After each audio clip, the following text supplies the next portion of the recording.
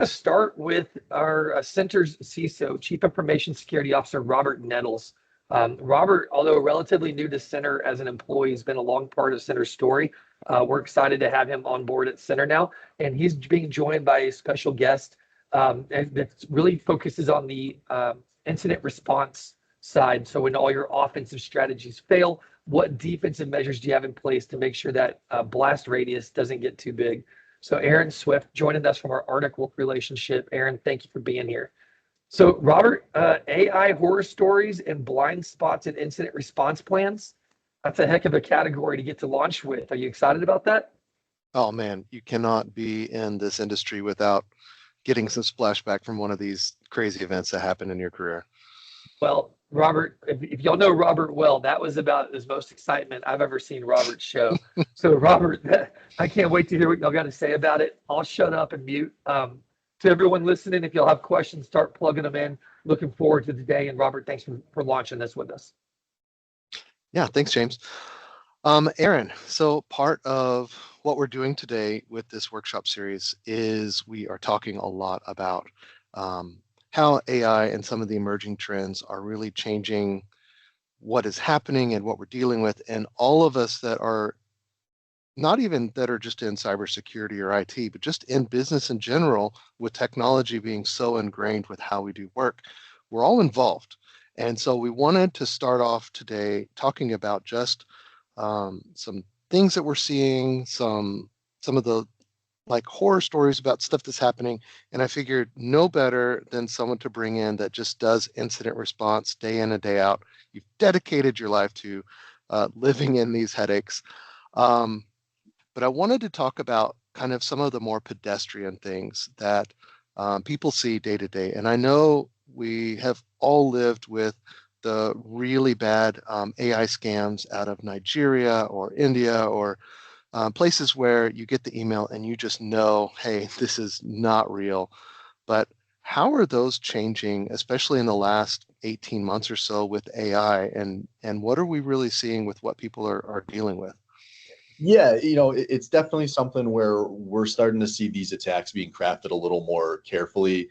AI, even just the base chatbots, ChatGPT, Claude, etc. It's now much easier for a non-native English speaker to write messages like a native English speaker.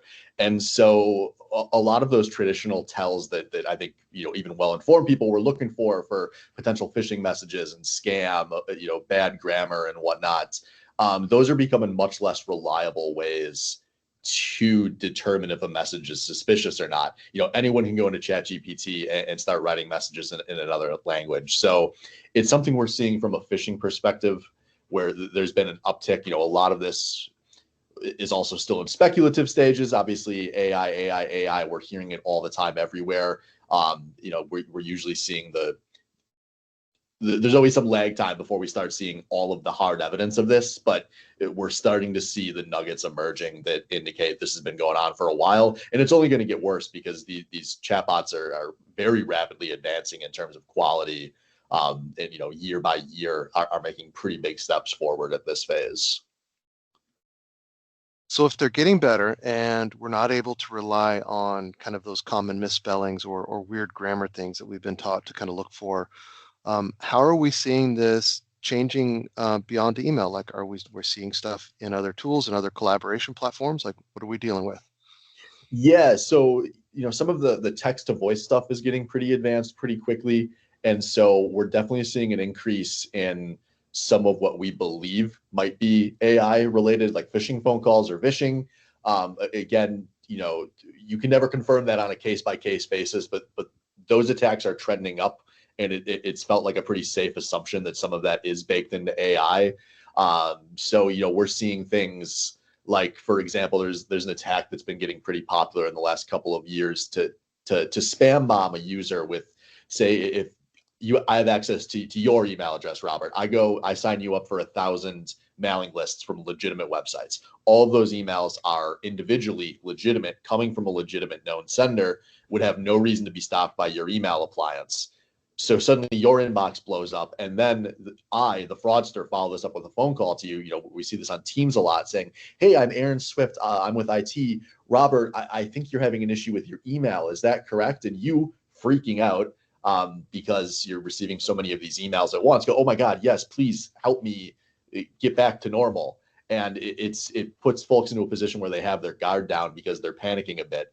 And these are the kinds of calls that I think, you know, we're starting to see signs could be automated. And I expect this going to get a lot worse as some of these AI, you know, assistants can essentially hold a conversation, especially when they're trained pretty well. And so it really falls back to, you know, policy and procedure, you know, letting users know like, hey, your IT team will never ask you for your password to anything.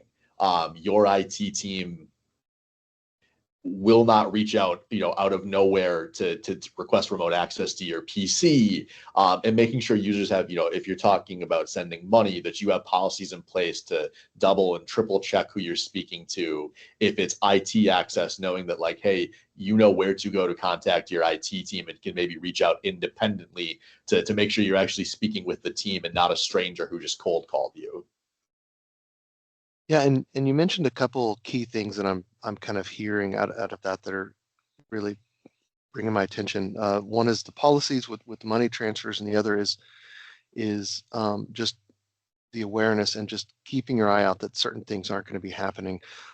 It really reminds me of kind of the grift that got popular a couple years ago, where people would say that the IRS was calling them and that the police were coming, and that if you hung up, you know, they would arrest you, but this benevolent person on the phone was going to help you keep from getting arrested, but you needed to wire transfer them money immediately. Um, and you know, on the face of it, you know, that seems like such a preposterous situation, but when you get in these high stress situations, it's really hard to think straight and recognize, hey, this is abnormal, this is out of the situation, I'm a normal person, this shouldn't be happening to me. um, and and I'm kind of reminded of the newer one where people are getting tricked into sending bank cards and things like that. What are we seeing there, and how is that playing on the person? Like, what can we really put in place that goes beyond the emotion? Yeah, so you know, we focus, you know, on a training perspective. You know, I talk a lot about like persistent security training and just helping users constantly have these things be front of mind. You know, back in the day, I remember my first IT job. Once a year, I read a 3-page PDF that was my security training, signed my name, and then I was certified as cybersecure for the next 12 months. That's not really sufficient, especially for non-IT folks. You really need constant reminders, something that's constantly front of minds to start to have kind of the critical eye as you look at everything that comes in and why could this be suspicious. So, you know, looking for signs of increased urgency and thinking like, hey, that's weird, there shouldn't be this kind of immediacy around really any request. Yeah, and it's easy to think about what we hear anecdotally or what we kind of see as these little drive-by attacks that don't really mean much. I know for me personally, it's how these things, when they do get played off on the bigger side. So instead of asking for gift cards, it's um, using AI to pretend that you're the CFO and there's an emergency wire transfer for a deal that's happening, or somebody's at an event and we just really need to get, you know, something set up and sent over to them, and these weird requests that, you know, sometimes if you're in an unorganized group, they just happen because you're just responding and you're trying to be agile. Um, but it's really important to have the processes in place to kind of really slow that down, which kind of brings in the importance of having an IR partner. If you slow things down, if you have the process in place, um, what are the benefits of bringing in somebody like yourself once something big happens? Let's say, you know, somebody has accidentally clicked on something or somebody has brought somebody in. Um, what does that step look like for you? What do you see as you're kind of paratrooped into the battle? Yeah, so you know, we just we bring the experience, right? You're going through, oftentimes, if you're reaching out to my team, it's very possibly the first time you've ever had to engage incident response. It's definitely, hopefully, the last time you ever have to engage incident response. But you're already in a situation where your emotions are heightened, you're panicked. Even if it's a small incident, every IT person's concerned about, how do I know I'm not going to get ransomware in an hour? And my team, we do this 7 days a week. We've been doing this for years. There's a lot of specialized knowledge to not only do things safely, but also securely. I think a lot of IT folks, there's a lot of really smart people in our industry that could kind of figure some of these pieces out on their own. But for the most part, you're either going to do it quickly or you're going to do it safely. And you're probably never going to be able to thread that needle and do both of those things. And when you're doing an incident, you need to make sure you're doing both of those things. From a business impact perspective, it's really easy for me as the outsider to say, like, hey, let's network quarantine you and take your whole business offline for a week while we investigate this. It's a lot harder for you as the business to go through an extreme measure like that. So making sure that you have someone that can, if you need to take extreme measures like that, have it happen as quickly as possible and be over with, and get you back to normal, but also make sure that you're not cutting corners and just opening yourself up to be reattacked or to be attacked worse. We unfortunately do have a lot of, looking at the big picture, the ransomware examples. We do unfortunately get a lot of clients who came in and they say, we had this thing happen a week ago. We thought we took care of it. We were pretty comfortable moving forward. And then suddenly, 7 days later, we wake up one morning to alerts that all of our servers aren't operating. We realize everything's been encrypted, and we realize we didn't contain this to the extent we thought we did. And so, when things are strange and you're confident there's been some level of network intrusion, taking the steps up front, an ounce of prevention is worth a pound of cure, right? Having some of that pain up front during a minor incident can be the thing that stops you from having like a major attack. Yeah, and go ahead, Ali. Aaron, I was going to say, to your point of how much organizations can be at risk for ransomware or just getting hacked into, we have a question from the chat.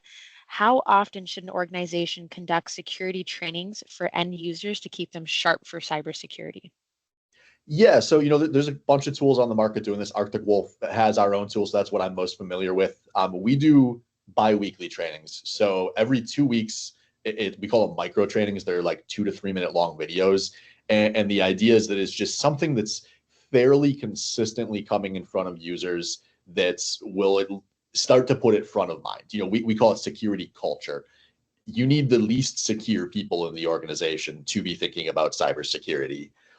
So we typically accompany that with like monthly phishing simulations. And I know a lot of the other kind of competitive tools on the market do similar things.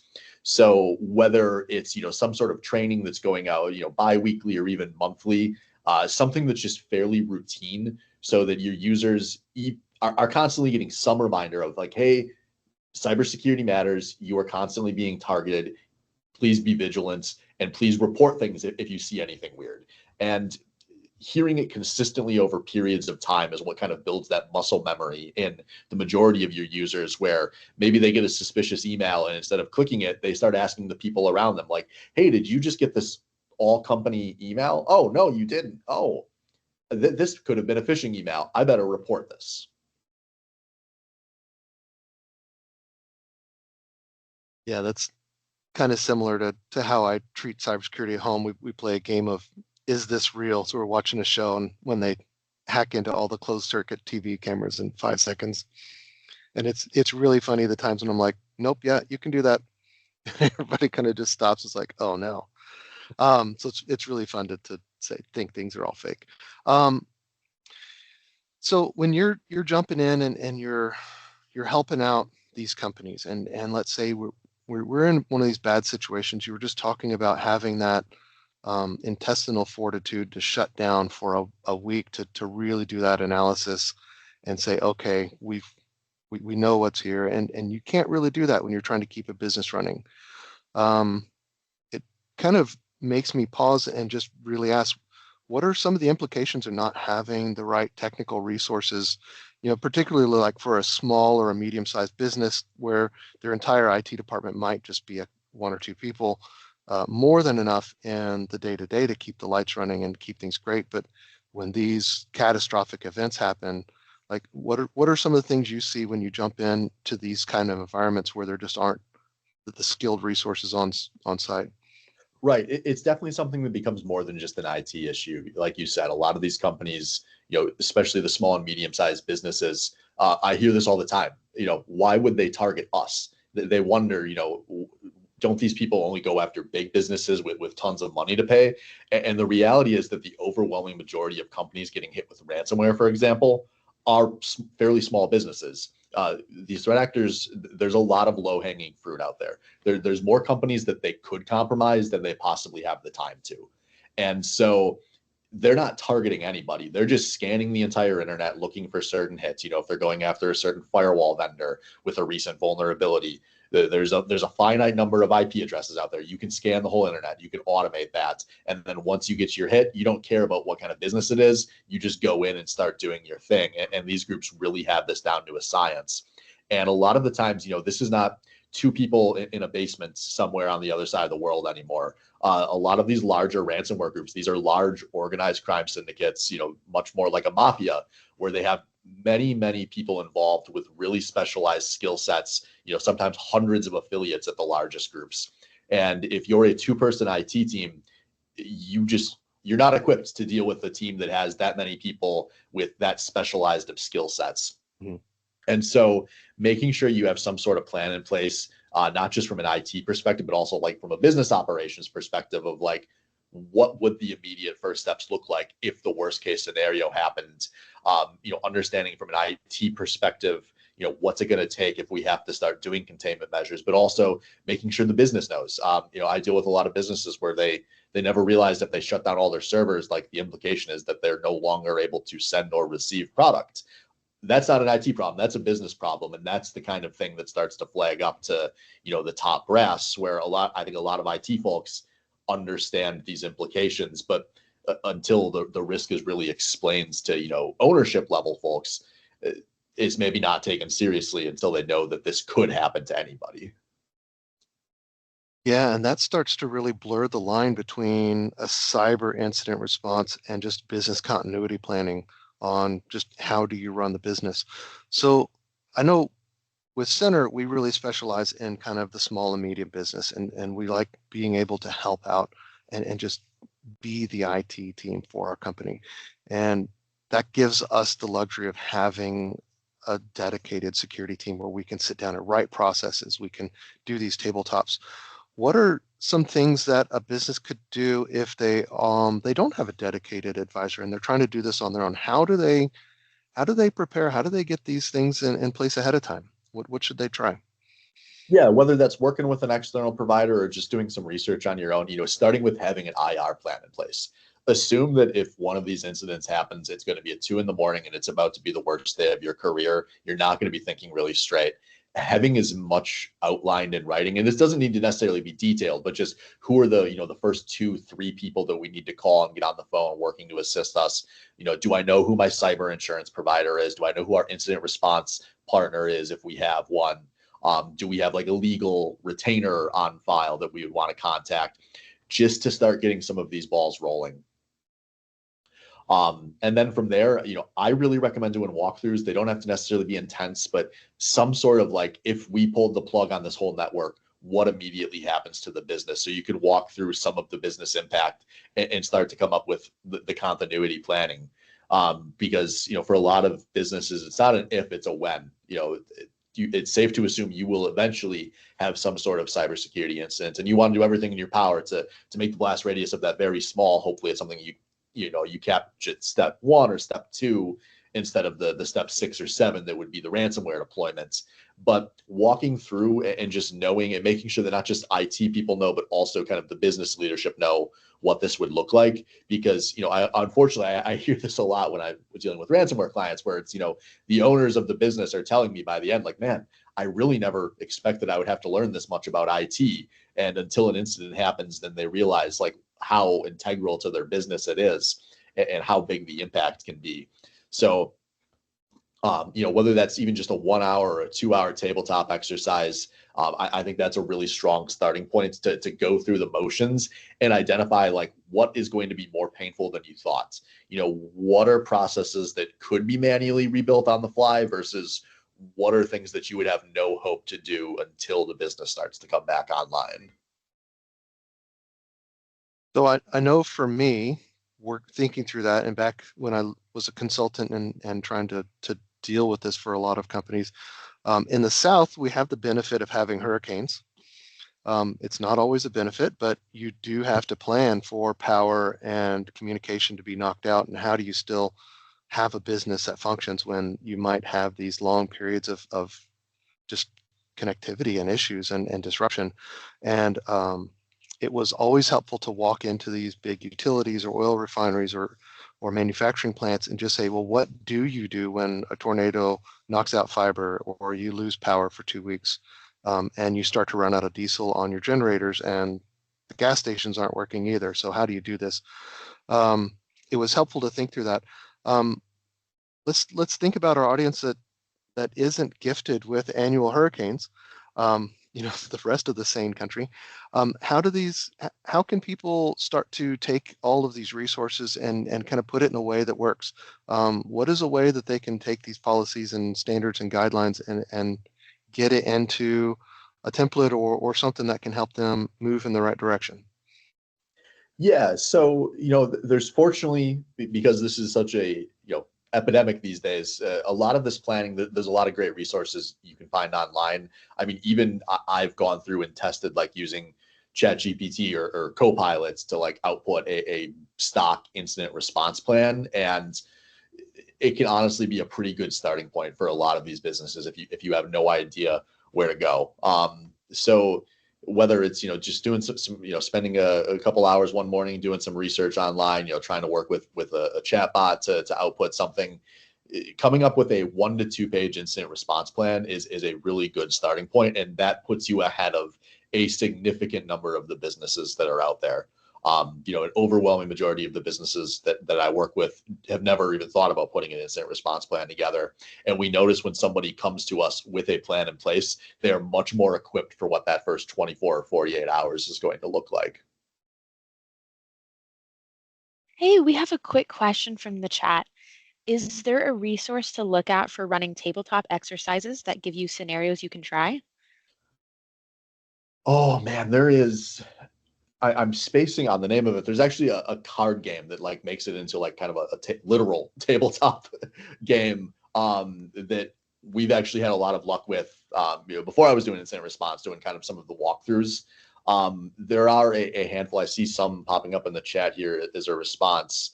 And actually, yeah, that's it. Backdoors and breaches is the one I was thinking of. I've run that with clients before, and I really like that game because it walks you through the unexpected problems that arise during an incident response.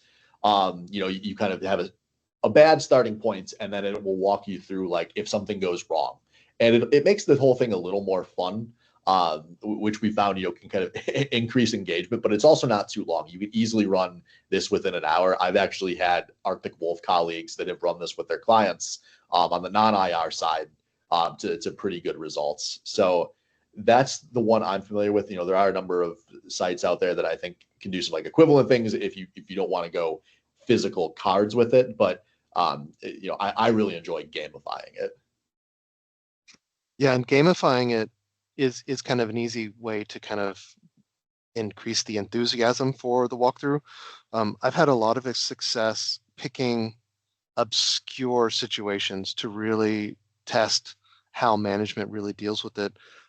Like picking a company that deals in a particular trade and say, okay, let's assume leadership is on the trade floor, and this is how you get 25% of your annual sales is this week, and this is also the week that we've got ransomware has taken down this. So these people are out of pocket.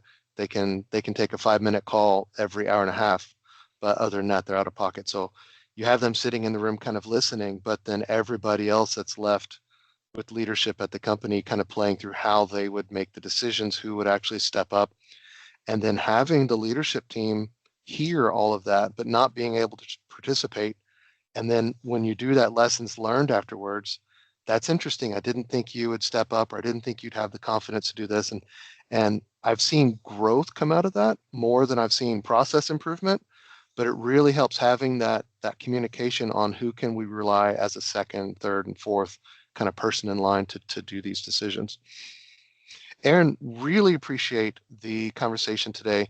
It's always helpful. I know, Center, we love having y'all help us out with incident response, and I hope everybody here listening got something out of this. I know I sure have a couple takeaways.